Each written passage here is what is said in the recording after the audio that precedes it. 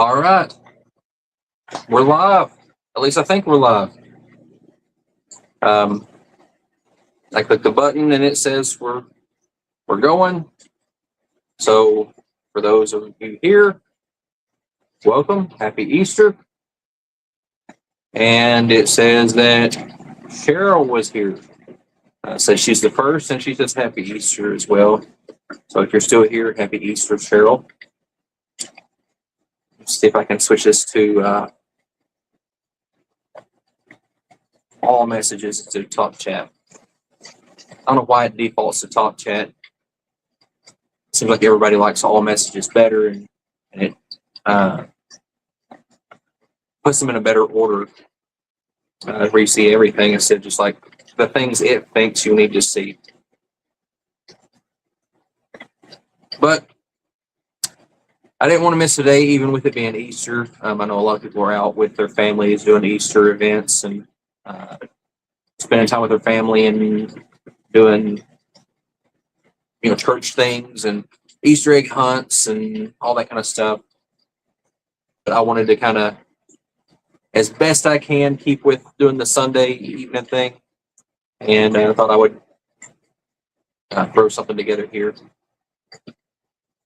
And as I was thinking about what to talk about, I'm like, well, it's Easter. I should talk about eggs.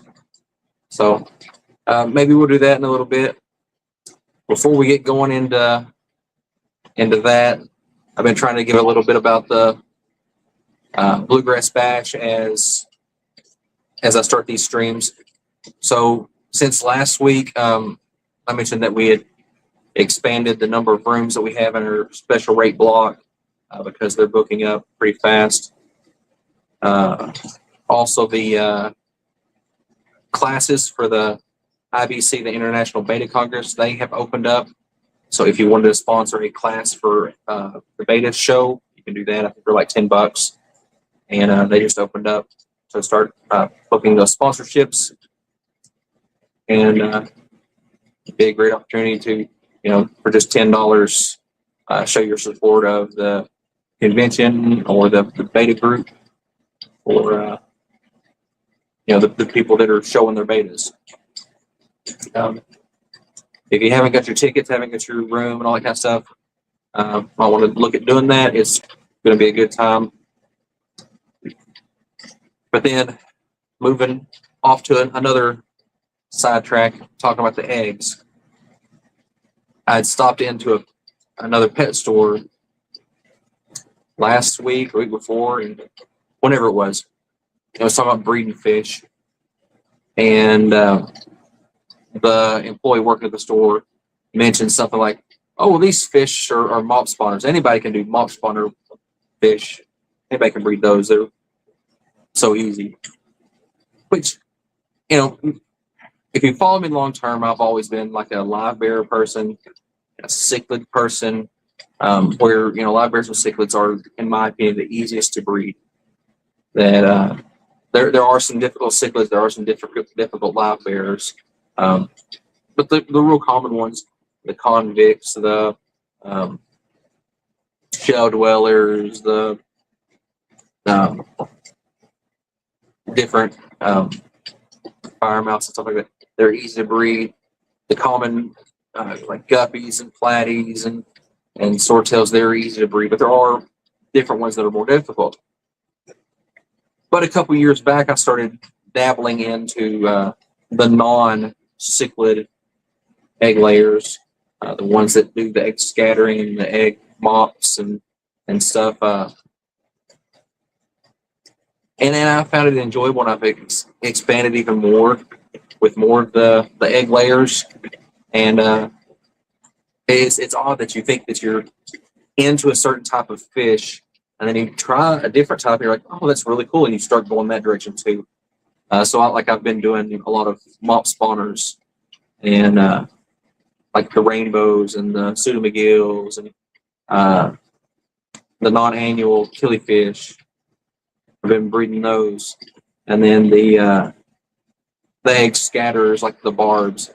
I don't know why the barbs have just called to me, but I've been breeding those, and they've been a lot of fun.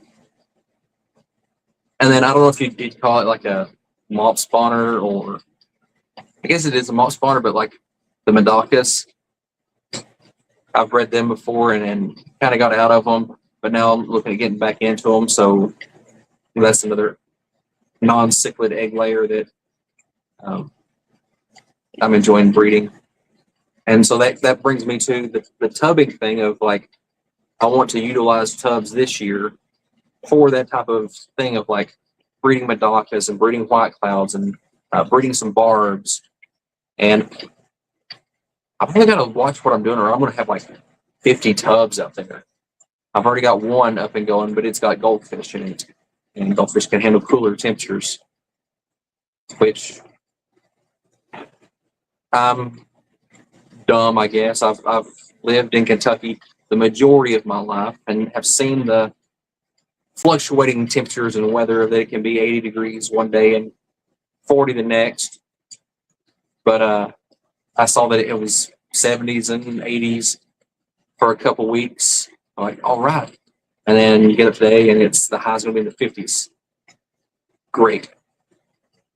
So that means the temperature in the fish room is back to being all wonky, that it's below 60 so the AC can't run correctly. But the dehumidifier is pumping out the heat. So right now, I'm sitting right at 80 degrees, which isn't too bad. You know, it feels all right in here. I got some fans going to help circulate the air. But still, I'm not the most comfortable at 80. There's that Scotty jumped in, driving home from work, will not be in chat. Understandable. I do that quite a lot, and I mean to go back and type in the comments later that I was driving and lurking and couldn't text or whatever. But often I forget, or I'll watch a video and be so into the video that I forget to make a comment.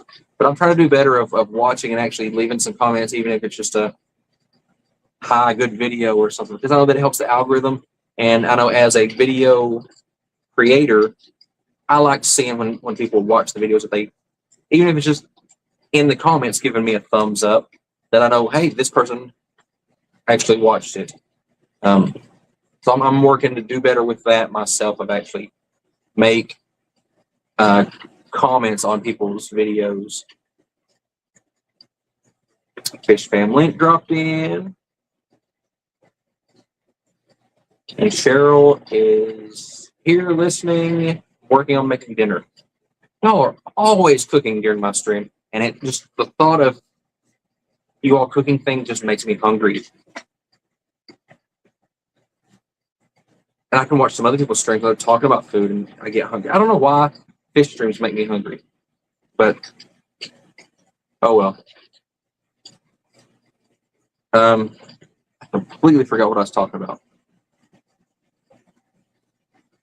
Oh, trying to comment in people's chats and videos and stuff more.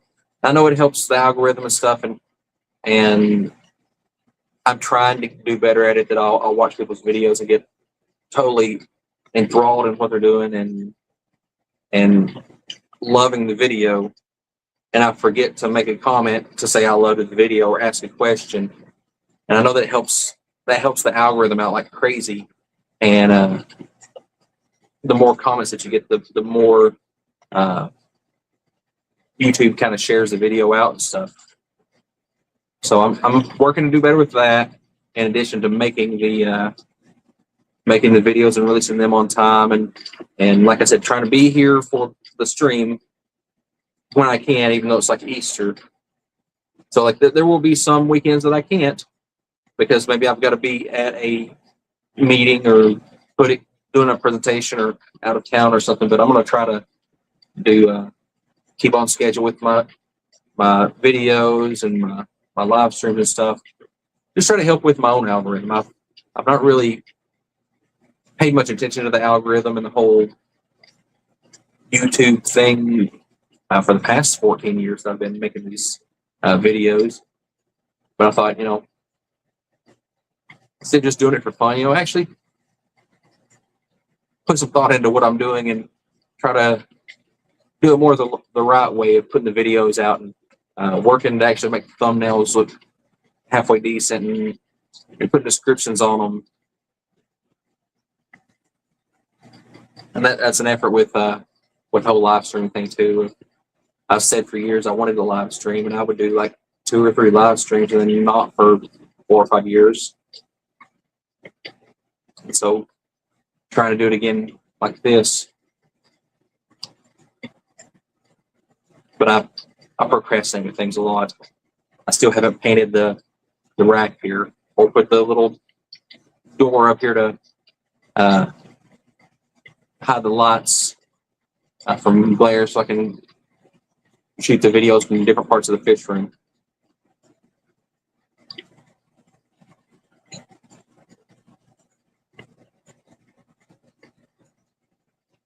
But I'm excited for the upcoming weeks. I've got a swap in 2 weeks, and then a couple weeks after that I've got 2 more swaps, and I'm selling at all 3 of those. And not that I have a whole lot to sell, or I don't think that I have a whole lot to sell, but I usually go to the swaps thinking I don't have a whole lot, and then I fill the table up and need more room. But I don't necessarily sell at these things because I think I've got a ton of stuff to sell. I sell at them because if I'm not selling at a swap or whatever, to me it feels weird. Like I want to be there all day, but it feels weird that I'm just kind of like lurking in the corner of the fish swap or whatever.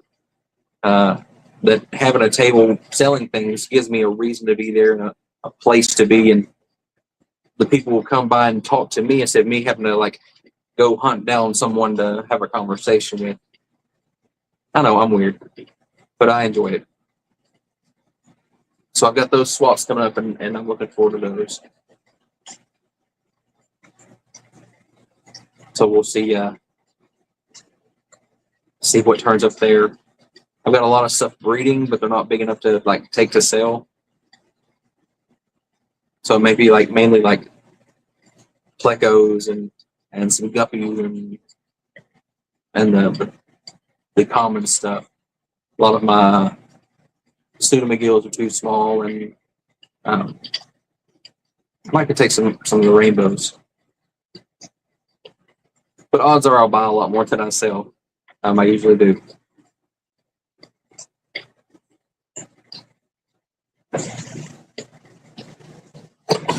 I've got I bought some tubs to go outside, so I've got those kind of staged of where I think I might would want them.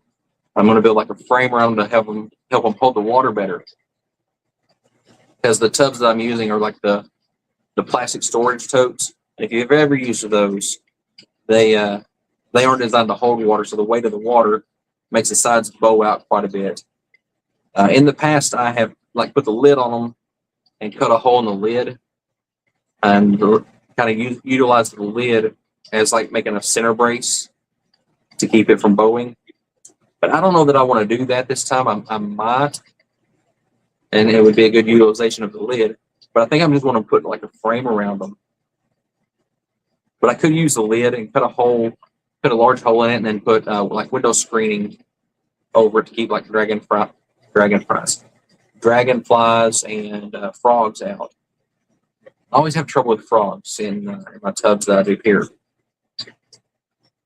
But yeah, the goldfish that I've got out, they're doing great. They can do the cooler weather, and that was an unplanned tubbing adventure there. So I may keep them or rehome them because they were part of a rescue that I did, picking up some goldfish and stuff, which I enjoy that part of what I do. I kind of do that with the clubs also, of going out and picking up fish that people can't keep anymore, and I enjoy that of being able to rescue the fish from places. Like for example, one place that I went, they had a ton of babies and they didn't know what to do with them, and so I took them and was able to donate them to the clubs or find them homes, and another one that I went to. A landlord had called me that they were in cleaning out their rental unit, and the people had moved out and then left the fish tank with all the fish and everything running. And he's like, "What do I do?" And so I was able to get those fish and be able to take them and be able to find homes for them. I was able to keep a couple of them myself, but they aren't always something that I can house myself. So I'm fortunate, I guess, that I have so many different connections through the clubs and people that I know in fish keeping that I can take in fish that maybe I don't have the ability to keep a larger fish, or a specialty type fish that needs certain care that I don't have the equipment to do, which I have equipment to do almost all of them. But I have got some fish that are quite large and or quite aggressive, and I'm not really set up for the giant, I guess they still call them monster fish.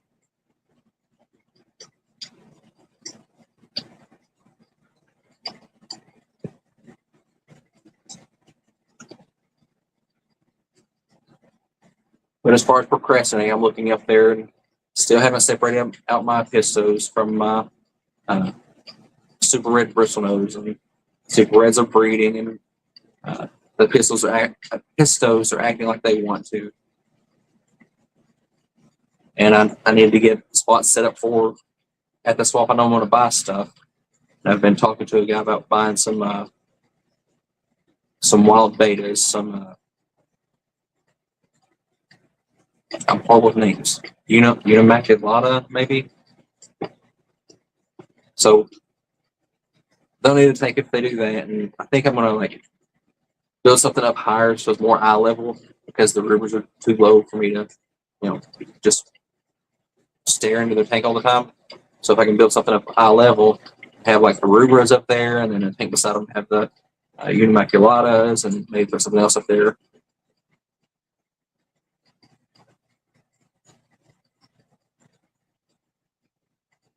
So Unimaculata, I guess, is the right word that I was looking for. Cheryl says that is a wild type beta.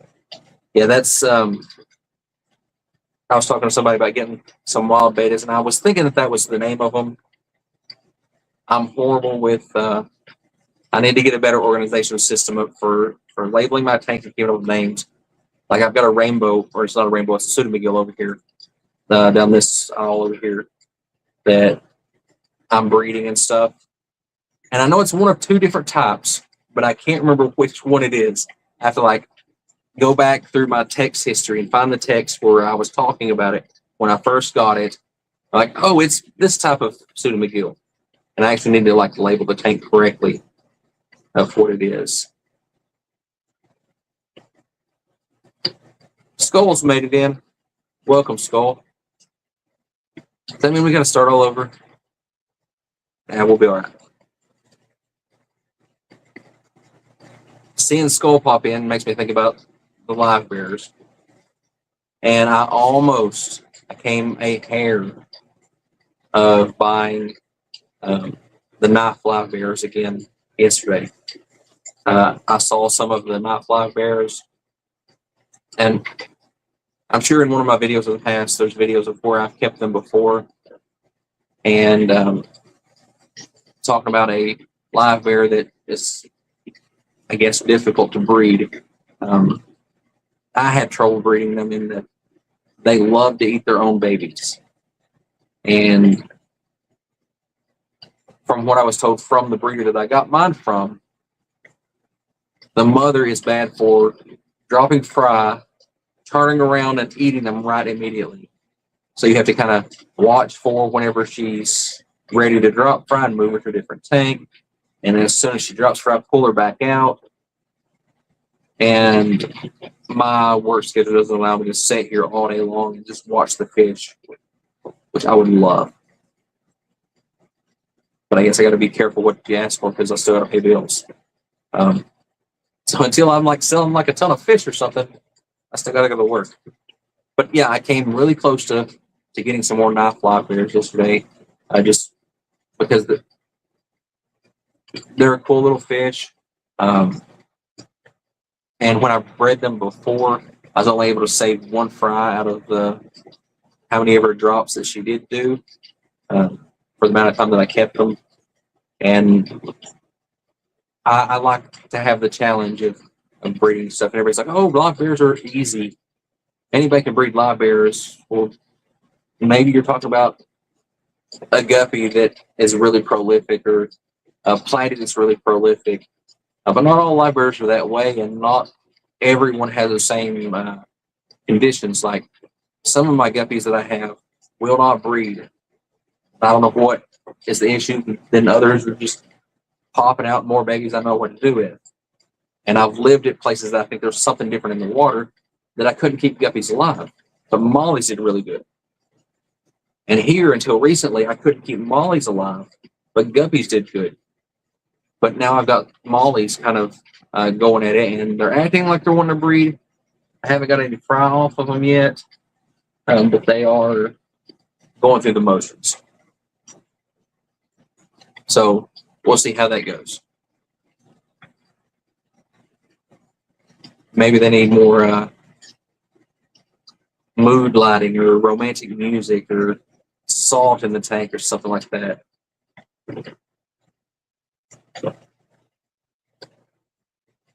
Skull says he has a ton of hornwort with his. With your guppies or mollies, or was it the knife live bears that you're putting hornwort in with? I think that's how I got the one baby out of my knife live bears. I had it packed with I don't remember if it's hornwort or guppy grass. Knife live bears. Okay. So maybe it was hornwort that had in there, and that's how the one baby survived, is it was hiding in the plants. Because I wasn't able to dip the mother out into a different tank every time that she's ready to drop fry. So I might get tempted to try it again and go that route with the hornwort. Excuse me. Hornwort is the type of plant for me that it either does really good and it like takes over the tank and it's like hornwort everywhere, or it's the type that it does not like that water and it just drops all its needles, all its leaves, and just pollutes the tank. But when I get it going good, I like it.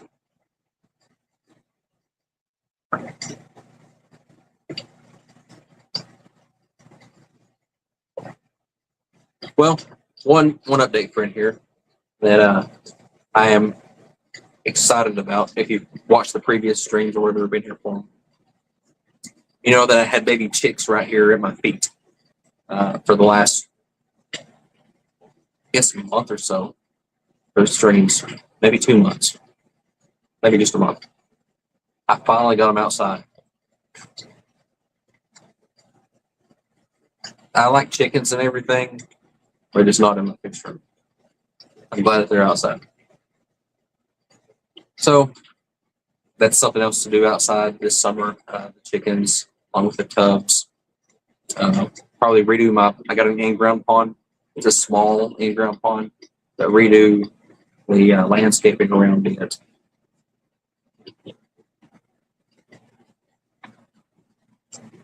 But yeah, I'm really enjoying the breeding stuff and the I've been making like videos of the secrets of breeding this fish or secrets of breeding that fish, talking about how I breed the different stuff. And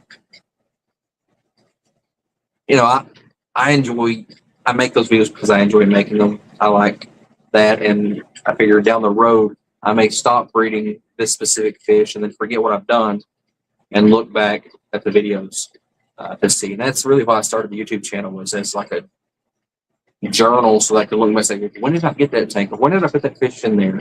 I can look back through the videos and see when that happened. But now, having done it for almost 14 years, there's so many videos in my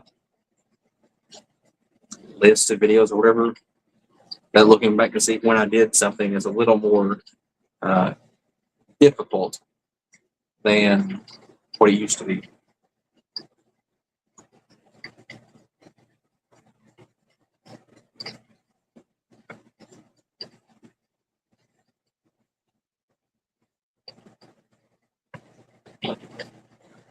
And we've got the club has the native fish collecting thing coming up the 1st of June. So I'm debating, do I want to set up a native tank and put like some darters or shiners or something in it. I don't know. I went to some pet stores the last couple of days and thought, I'll get some Florida flagfish, and that'll be a good little native to put outside in the tubs and grow up. And I think in the whole week, I went to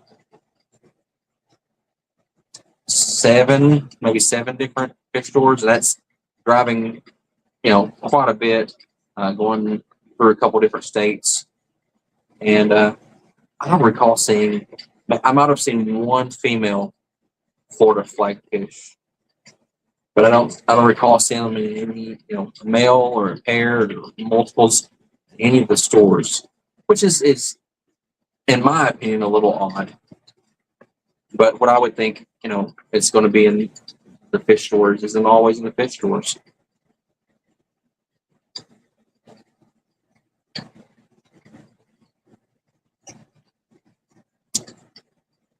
Skull says he never sees flag fishing in the stores, just online. Yeah.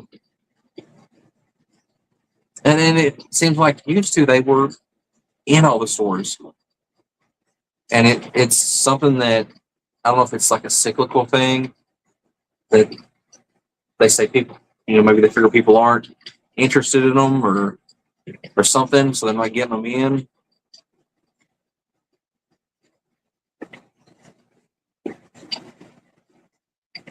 Fish Room Fever, welcome in, James. So James is here. He's catching up on 2 times the speed. He had a phone call. So I just need to pause and wait on James to catch up. I do the 2 times speed sometimes. I feel like I'll lose a lot when I do that sometimes, but on some of the how-to videos, I speed up that way just because I feel like some people talk extra slow, and I want to get to the point of, okay, how do I screw the little thing on? Because that's what I need to find out.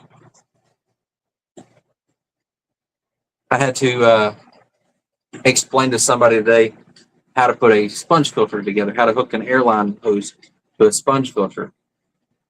And it was doing it over the phone of trying to explain how to do it. To me, in my mind, it was really simple until I had them describe what the pieces looked like that they were trying to hook it into and what the other pieces they had were. And they had, instead of just taking the uplift tube off, they'd taken the uplift tube and the top of the filter off, sponge filter off. I was trying to hook the airline tube into the middle of the sponge filter, couldn't figure out how it hooked up, which, since that's not where it hooked up, I understand. And it's, I guess, one of those things of when I do it so often, it's easy to, in my mind, see it being done, but explaining to somebody that's not done it before, I don't realize, oh, they've taken half the filter apart.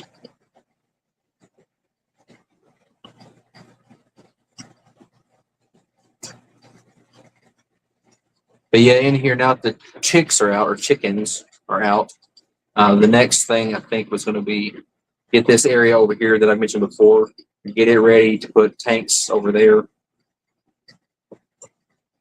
especially with the bluegrass bass coming up. I think I'm going to end up spending a lot more money there than what I originally intended, just because I think there's going to be a lot of cool stuff brought in, like people bringing fish to sell and stuff. Because I'm hearing a lot of people that are coming that haven't been able to go in the last couple of years for one reason or the other.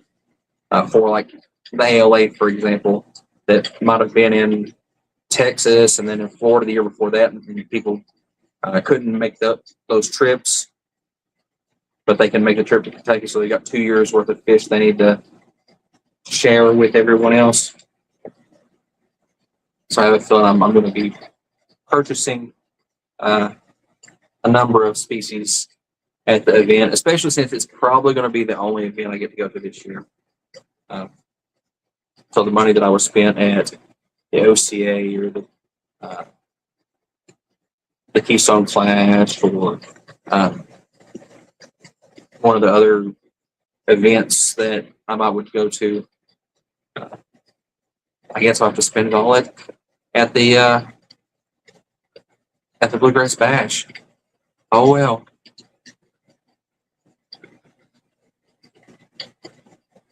Skull says, my wife asked me how many buckets I'm taking.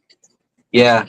And I'm learning, like, I guess I'm learning the hard way of doing stuff. Like, I've never been a proponent of putting fish in buckets for transporting. I've always been the whole bag them like you're shipping them type thing. But then I've hauled fish in buckets, and I've probably told the story before about how I was transporting a Leporanus, decent sized fish in a bucket, and going down the interstate, we'll say 70 miles an hour, the bucket in the passenger floorboard, and the fish comes shooting out of the bucket and up, flops around the seat and into the side, and because I didn't have a lid on it. I didn't even think, what's the point of having a lid? I didn't think the fish would jump out and up into the air like that. And so now I take the lids with me, and I started on the rescues that I go on now. If I'm putting the fish in the buckets, I've got the little USB air pumps that you can plug in like your phone charger ports and run air stones. I think I originally got them from Aquarium Co-op, the little green things, but I think they must have got discontinued or something. I haven't seen them on there anymore. Maybe they come up with a different design or something. But I like those. I like the little, they look like a little pickle, little green tube that just plugs in USB in one end and an airline in the other end. They're pretty handy. I've used them like at conventions before, but I started using them like in transporting. But yeah, how many buckets you're taking? That's a good question. It's easier to get empty buckets there than the space to get full buckets back, because you can nest empty buckets together, but full buckets, when they've got fish and water, you can't really nest them together. I'm planning on taking a couple coolers with some extra fish bags and stuff like that, trying to bag up as much stuff as I can. And it may come to the point that we're like Saturday sometime. I mean, I live an hour away from where the convention is going to be, so I could drive home and drop stuff off and go back and get another load if I needed to. Or call somebody, say, hey, can you come pick this stuff up and drop it off at my house? But yeah, I'm looking forward to it. It's nice to have it so close to the house. But even with the convention being so close to the house, I'm going to be staying at the hotel all week long, so be away from the house. I might swing by and check on stuff a couple times, but I want to be helping set stuff up and just enjoying the convention like it was in another state.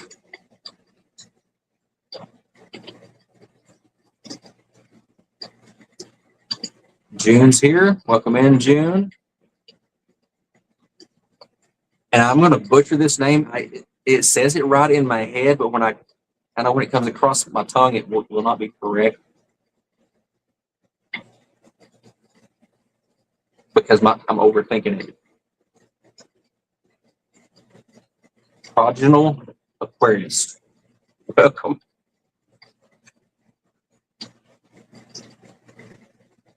Let's see. James says, bought my ticket and booked my room today. Oh, good. It'd be good. Good that you can make it up. And it's been a while since I've seen you in person. It'll be good to see you in person again. Maybe we'll get into some room sales shenanigans again. Some interesting stuff. Just call you Don. Okay. I will try to remember. I am horrible with names. I'm horrible with names on YouTube. I'm horrible with names in person. A lot of times I'll remember like the first letter, but I'll do my best.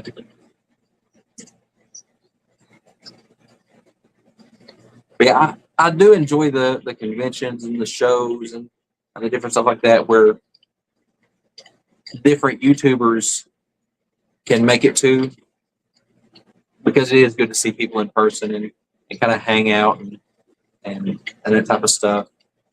You know, we talk in comments and live stream chats and sometimes on Messenger, like Facebook Messengers or Discord or texts or whatever, but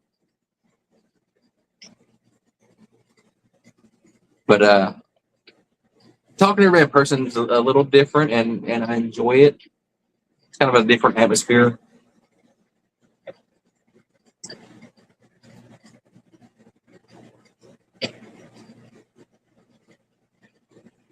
And Scotty's trying to, I guess, like sound it out for me, but I'll still mess it up. I mess words up easily every day. I'll say something, I'm like, is that even how that's pronounced? And it'll be like a common word like friend. I'll say friend, drop spelling friend out. It just threw me for a loop the other day that I could not. I'm like, that does not look right. But it was right. Just my brain's being all stupid.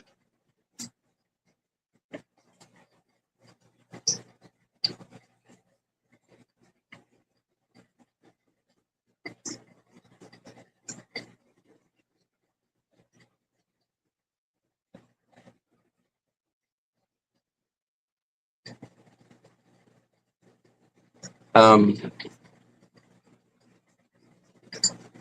have my other phone here with the chat going on it, and apparently I hit pause on the video without realizing it, so it looked like I was frozen. And I don't guess that I'm frozen because StreamYard shows that I'm okay. But I looked down and I was just not moving on the other one, and I it's like, oh no.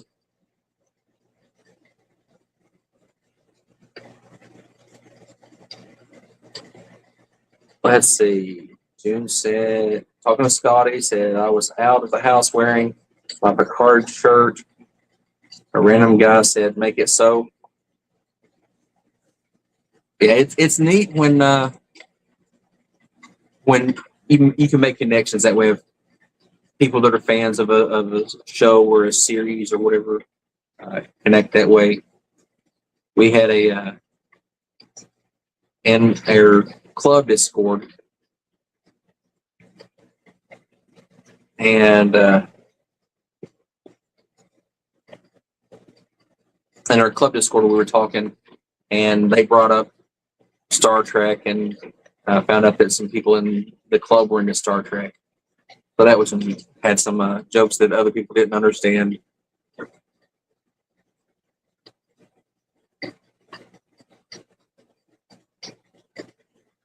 So, Scotty, are you saying you don't know who Picard is?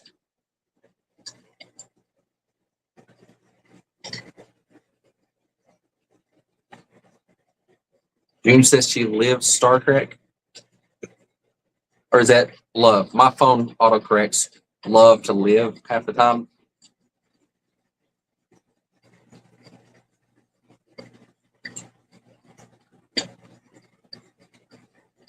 But I like the Star Trek up through like Enterprise. The newer stuff, it doesn't appeal to me so much. just because of the division that it created. You know, and I'm the type I like the. It has to make sense in my head. You know, it's a TV show, sure, but if they say this is how stuff works, and then you do something against that, okay, how does that fit? How can they do that if that's not possible? And so, like, some of the new stuff has stuff happen that's goes against what some of the old stuff said or did. So, in my head canon, it's simple. It's a different timeline, and you can point out where it splits off at. And you know, looking at, as one of the shows said, temporal mechanics. Every little time travel event will create a different branched off timeline. So it's easy to say, you know, that Enterprise is a different timeline than the Next Generation. But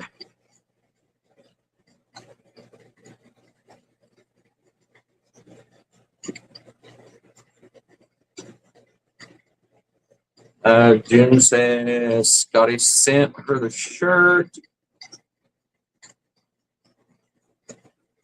Lives it and loves it. And don't see it that way.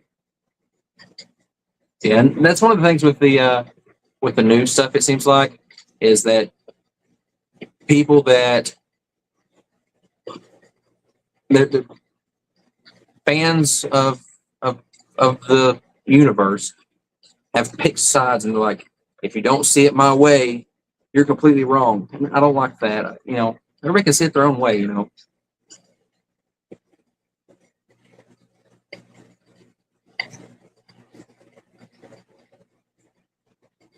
James says, need a sign for hot water heaters during water changes. I'm giving her all she's got, Captain. Ah, I get that. Okay, yes, I totally understand that. And I had to switch the water heater in here, the original one that I put in. Apparently, I was overdoing it and blew part of it out, and it decides to leak everywhere because it's a Honda man water heater. So I changed that to a larger unit, and instead of running on electric, now it runs propane, and it does pretty good. It either does, depending on the time of the year that it's running, if it's warmer, it will run too hot. If it's cooler, it gets just right. But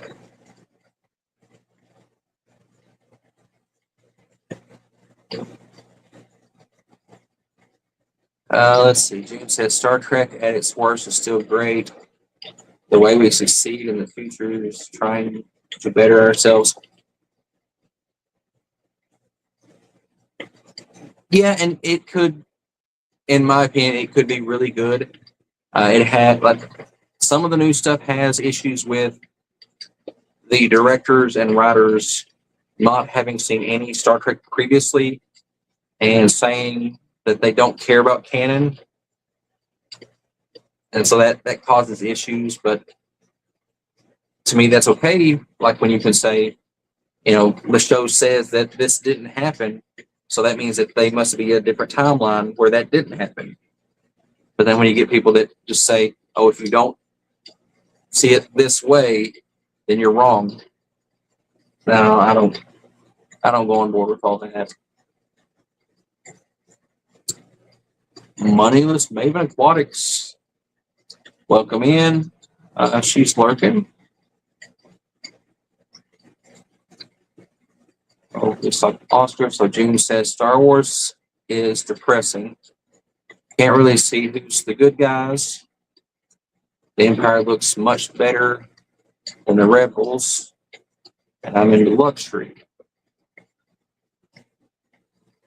Well, I guess in a lot of different things you could argue who are really the good guys and who are the bad guys. I mean, depends on your view of, like, even with Star Trek, who's the good guys in Star Trek. You know, stuff's told from the Federation's perspective, so they're said to be, oh yeah, they're the good guys, but some of the stuff that they do, you're like, are they really?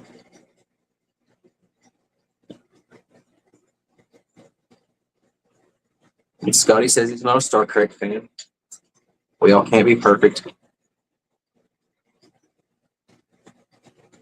Fishcapades, Mel, hello there.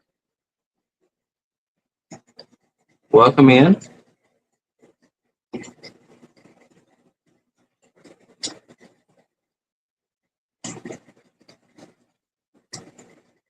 June says, and no cure for male pattern baldness. That made a lot of people turn away. So funny, the amount of hair on your head determines a person's worth. Which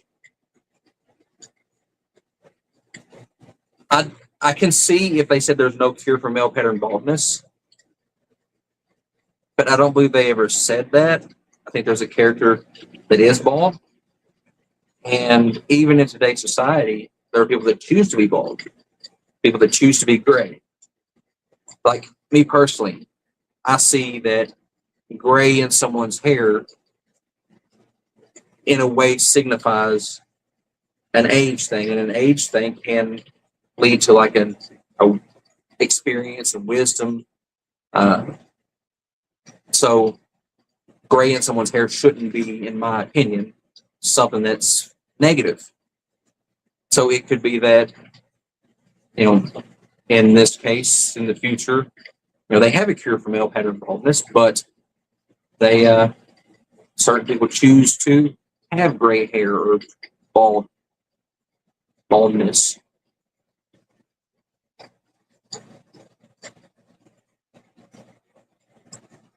June says the Prime Directive is a great concept.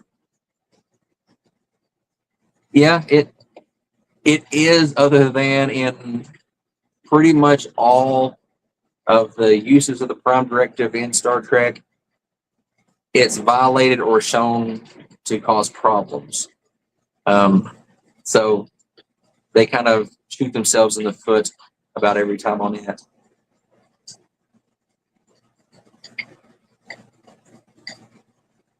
Mel says Star Trek's no-go for her. I understand. It played a role in my life when I needed it, and that it did its job for them, and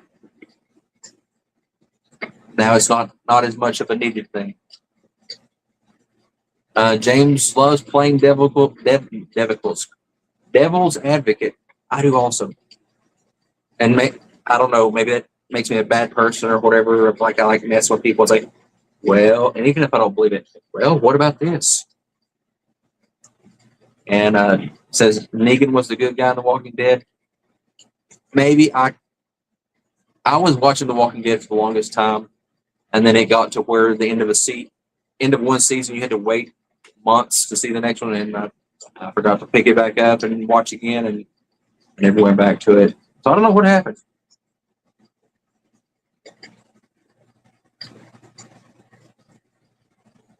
Gina says that's a problem we deal with today. And it says zombies creep her out. For me, sometimes zombies do, and sometimes they don't. I don't know. Don says every gray hair and every wrinkle is a battle scar to be worn with pride. Yeah. I never really thought of wrinkles that way, but like the gray hairs and the baldness, to me, I see with like a lot of like primates, they either develop baldness or a white or silver type hair as showing leadership and the experience in the group of primates. So, humans being primates, that could be something that's hanging on there is like the silvering of the hair or the balding being something that shows some more experience, potentially wisdom.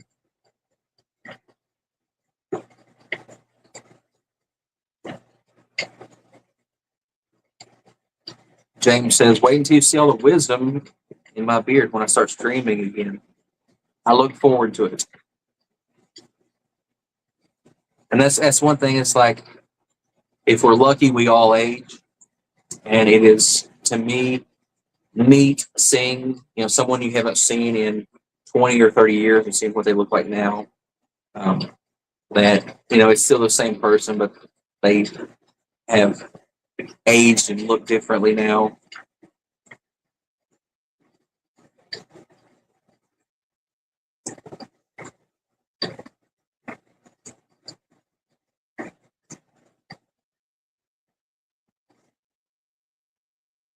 June says, and I'm lost in this comment, only if you manipulate genetics. Who really wants to do that to our children?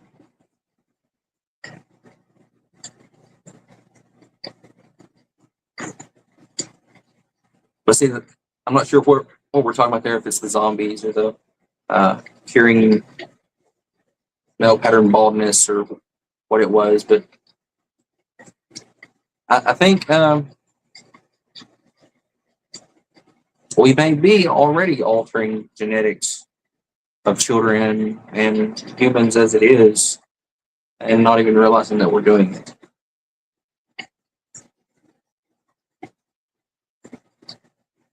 I completely agree, June. I say a lot of things, and I don't remember what I say one breath to the next. And some of it, I wonder, was it something that I said just to like stir the pot and play devil's advocate and get people thinking about the other side of things? Because a lot of people will talk and say things that they've heard or been told and never really thought about it or researched it or thought about the other side of the thing. And I like to get people thinking about the different angles of things. Because just because we're told something doesn't mean that it's true. Or just because we've been taught something doesn't mean it's true.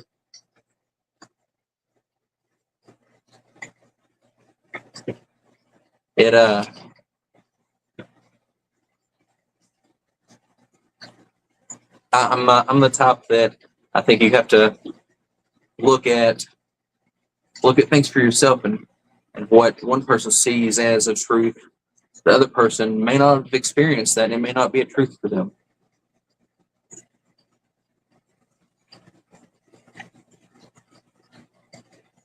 And Cheryl says, I've been dealing with gray hair since around my mid-30s.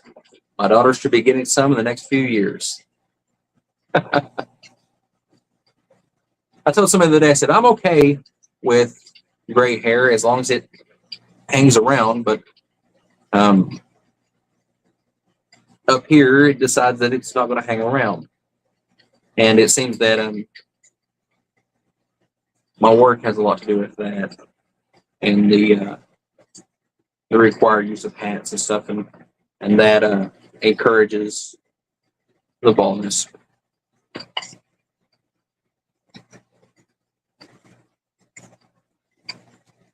But yeah, I don't think that gray is a bad thing.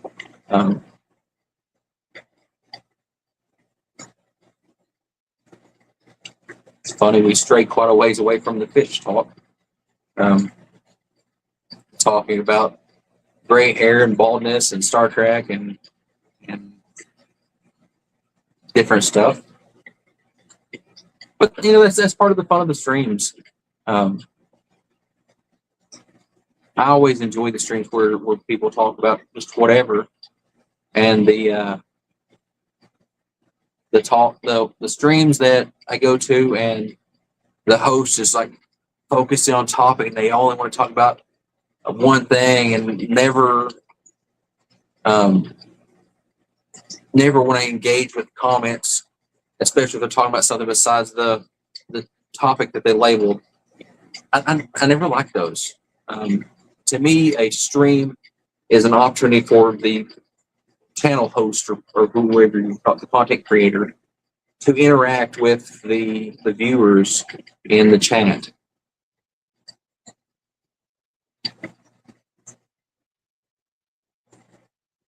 The sheriff says, I hope she's real happy, Carmen, all that. And yeah, the it's funny how that works. That you can do certain things, and then when you grow up and have kids of your own, those kids end up doing the same thing. You learn the hard way.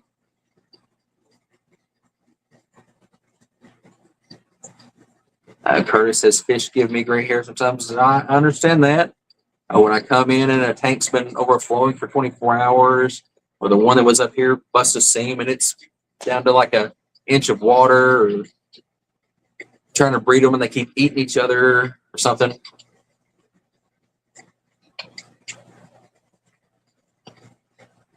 Yeah, the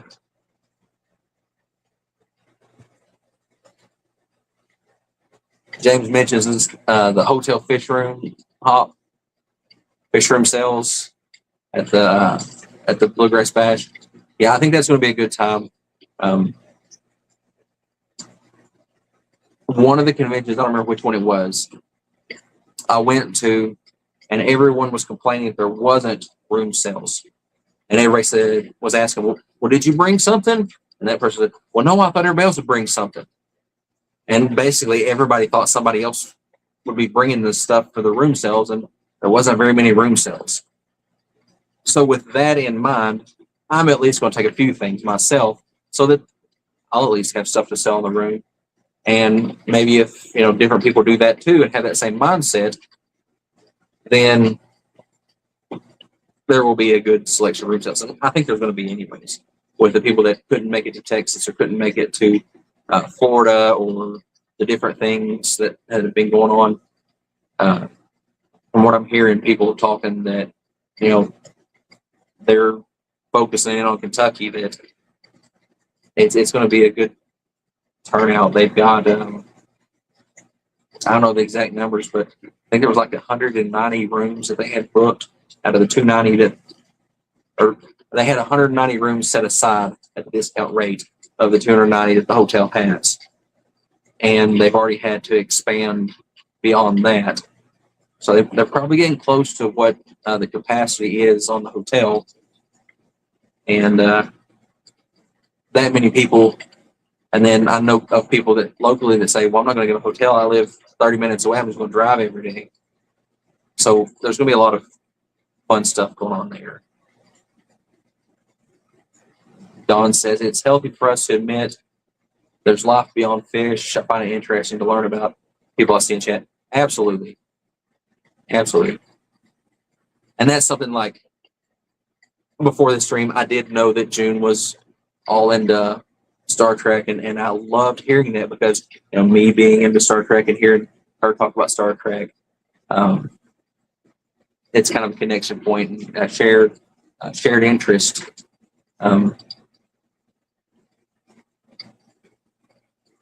And fish brings us together. Yeah. Skull says he's bringing a few things. That's awesome. I can't wait to see. And if we follow Bob around, we'll be taking a lot more stuff back, apparently. Pick up all of Bob's stuff that he drops.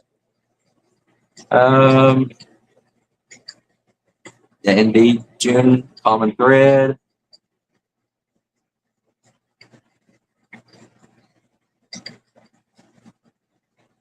Notice the bunny ears on the fish. Oh, in the thumbnail? Is that what it was? Yeah, I wanted to get a little more creative with that. It's Easter Sunday, so play a little fun with the typical screen thumbnail or whatever it's called that I put up there.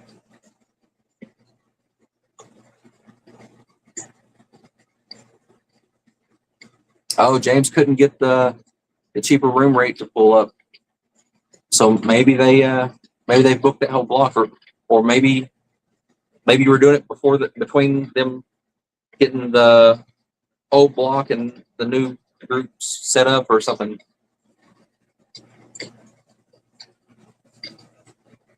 But you did get in the hotel, I hope, because there are other hotels around, but for me, if you get in the hotel that we're having it in, it's so much more fun because you don't have to worry about driving down across the road to the other hotel or down the street some.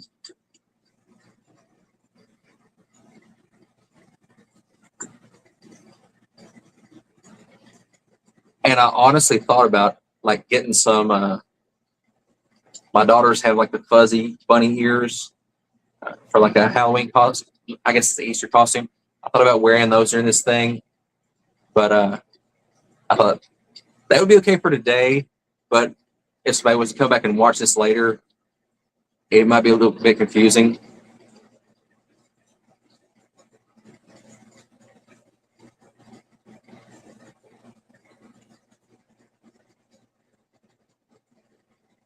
Oh, Cheryl said that last night there was only 10 rooms left at the group rate. Well, hopefully they can catch it and maybe add some more on if there's more available. I know that the hotel claims to only have, not that they're lying about anything, but they said they have 290 rooms, and that probably includes some of the suites that they said were already accounted for, and maybe some rooms that were already accounted for outside of the fish convention. So hopefully everybody that wants to get in can get into it before it fills up. But I have a feeling that we'll be booking that hotel and then some of the nearby ones too. And I think I said welcome into Peplin, but if I didn't, welcome in Peplin. June says I should have worn the ears. I really thought about it. There was a stream once. I can't remember whose it was, but I really enjoyed it. They would have like big sunglasses and like maybe a colored wig or something. That they really enjoyed the stream, and they had like little popper things that popped, and it was an enjoyable time. And so maybe I should have worn the bunny ears.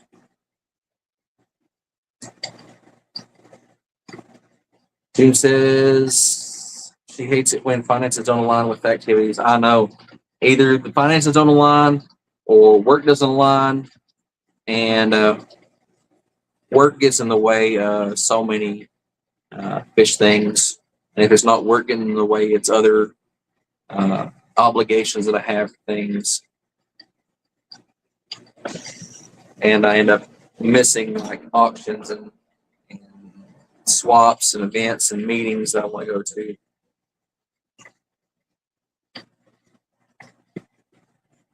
I see James was looking ahead, booked a double room in case someone needed a double twin room in case someone needs to split it with him. And here we went past 7 o'clock. I know some of the streams are canceled for today, but I saw that there were quite a few this evening. So I got to go back to work tomorrow. So I got to get some stuff together. Got to do some other things this evening. Everybody's cooking dinner, so I got to go find food. So I need to get off here and check out some of the other streams that are coming on a little bit later. And thank everybody for showing up. I wasn't sure if people would be here for the stream with it being Easter Sunday. Mel says, I work too much too. Feel you on that. I'm surrounded by a ton of clubs and all kinds of fish stuff. Yeah, it's difficult sometimes, but I do take some time to get to some of it. But again, thank everybody for coming out and watching, showing support. And I believe I'll be able to do it again next week, so watch for that. And we'll see you later.